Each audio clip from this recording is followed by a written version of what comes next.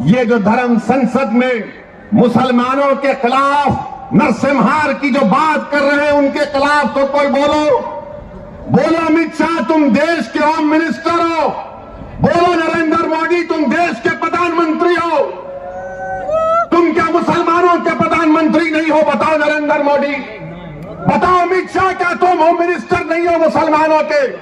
बताओ कांग्रेसियों, क्या तुम मुसलमानों की हिफाजत का जिम्मा नहीं लिए संविधान के तहत? कोई नहीं बोलेगा, मगर जब इलेक्शन आएगा उत्तर प्रदेश का तो एक मुसलमान से डर दिखाएगा, एक बीजेपी का डर दिखाकर मुसलमानों को बेवकूफ बनाकर और हासिल करेंगे। मेरे अजीज दोस्तों और बुजुर्गों, मेरी आपसे गुजारिश है कि आज मजलिस हिस्सेदारी की बात कर रही है। मजलिस उत्तर प्रदेश की सियासत में 19% मुसलमानों की हिस्सेदारी की बात कर रही है। अगर मैं हिस्सेदारी की बात कर रहा हूं तो Samajwadi party, BSP, Congress, BJP, RLD सबके पेट में दर्द शुरू हो जाता है। क्यों दर्द शुरू होता है? वो नहीं चाहते कि मुसलमान बराबरी पर आ जाए, वो ये चाहते हैं कि मुसलमान दरी बिछाता रहे, दरी बिछाता रहे, दरी बिछाता रहे। वो ये चाहते हैं कि मुसलमान दरी बिछाता रहे, उसको बेशर्म किया जाए, मगर उसके मुकद्दर में दरी बिछाना है। मैं तुमसे कह रहा हूं कि दरी अब तुम नहीं बिछाओगे, तुम कुर्सी पर बैठोगे और राज भी करोगे इंशाअल्लाह। तुम अपने मुकद्दर के फैसले आप कर सकते हैं। बरसों आपने समझा कि नहीं कांग्रेस का साथ देंगे, कांग्रेस हमारे मुकद्दर के अच्छे फैसले करेगी। कांग्रेस ने क्या दिया हमको?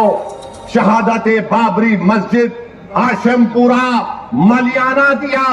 तो कभी हमने समाजवादी का साथ दिया, कहा कि मौलाना मुलायम है, मगर मौलाना तो नहीं निकले, अपने यादव परिवार को आगे बढ़ा दिया। तो कभी आपने कहा कि चलो इनके बेटे का साथ देते हैं, तो हमको क्या मिला? मुजफ्फरनगर मिला। फिर आपने बीएसपी का साथ दिया, कौन सा हिस्सा मिला आपको? कौन सा हिस्सा मिला आपको? सबसे ज्यादा जेल में उत्तर प्रदेश में अगर अंडर ट्रायल कोई है तो मुसलमान है 28%। सबसे ज्यादा कम ग्रेजुएट है तो मुसलमान है 2%। सबसे ज्यादा प्राइमरी स्कूल में कम पढ़ने वाले बच्चे हैं तो मुसलमान हैं। बताओ ये कब खत्म होगा? यही चीजें जब हम पढ़ते हैं तो मेरी जबान में तेजाबी पैदा हो जाती है। मेरे अजीज दोस्तों और बुजुर्गों, याद रखो मेरी इस बात को, कामयाबी लिखना ये अल्लाह का काम है, तुम्हारे हाथ में नहीं है। अल्लाह अगर कामयाब करना चाहा तो अल्लाह आपके दिलों में मोहब्बत को डालेगा। मगर मेरी इस बात को याद रख लो, अगर नाइंसाफी का आप खात्मा करना चाहते हैं, मैं सहारनपुर की इस मुबारक और तारीखी सरजमीन में खड़े होकर आपसे हाथ जोड़कर अपील कर रहा हूं कि तुमने 60 साल कांग्रेस का, आरएलडी का, समाजवादी का, बीएसपी का साथ दिया।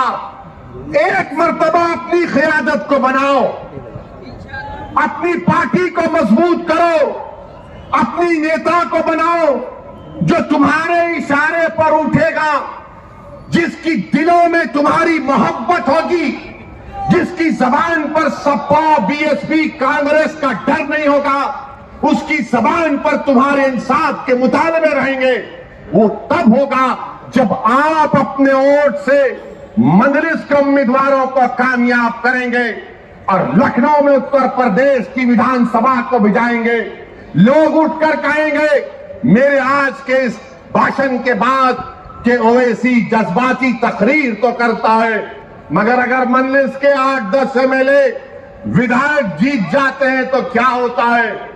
400 की विधानसभा में मुझे किसी ने कहा था, किसी एक सेकुलर पार्टी के एक शख्स ने पार्लियामेंट में मुझसे कहा था, अरे ओवैसी तुम उत्तर प्रदेश को जाते हो, गरम भाषण देते हो, मगर अगर तुम्हारे विधायक जीत जाएंगे तो क्या होगा? मैंने कहा सर अभी पार्लियामेंट में तकरीर है, आकर बैठिए। उस वक्त हमने कहा आइए बैठिए। बोले क्या बोलोगे? मैंने 4-5 मिनट हम बोलते हैं, बैठकर देखिए मजा आएगा।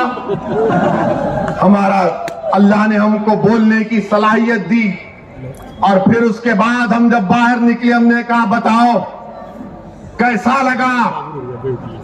तो कहा अगर तुम्हारी तरह बोलने वाले उत्तर प्रदेश की विधानसभा में पहुंच जाएंगे तो उत्तर प्रदेश में मुसलमानों की सफों में इनकलाब बर्पा हो जाएगा और इनकलाब बर्पा होगा इंशाअल्लाह ताला।